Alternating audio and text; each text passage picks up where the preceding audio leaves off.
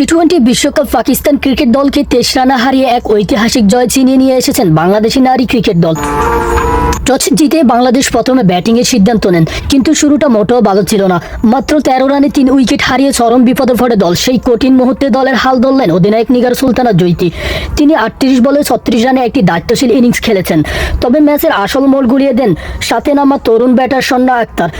পাকিস্তানি বলারদের উপর রীতিমতন টর্নেডো চালিয়েছেন তিনি। মাত্র 22 বলে 39 রানের একটি বিধ্বংসী ও অপরাজিত ইনিংস খেলেছেন, যার মধ্যে 5টি ছাড়। তার এই ক্যামিও বল করে বাংলাদেশ 20 ওভারে 123 রানের একটি বড় পুঁজি পেয়েছেন। 124 রানের টার্গেটে খেলতে নেমে পাকিস্তান শুরুতে বেশ ভালো অবস্থানে ছিল।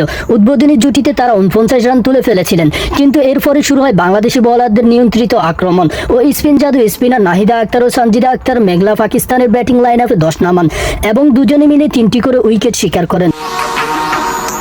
মারুফা আক্তার প্রথম ওভারে মেডেল দিয়ে চাপ তৈরি করেছিলেন, তা শেষ পর্যন্ত ধরে রেখে টাইগার্সরা। সন্না আক্তারের দুর্দান্ত ক্যামিওতে বাংলাদেশ 23 রানের দাফুড়ে জয় নিশ্চিত করেন।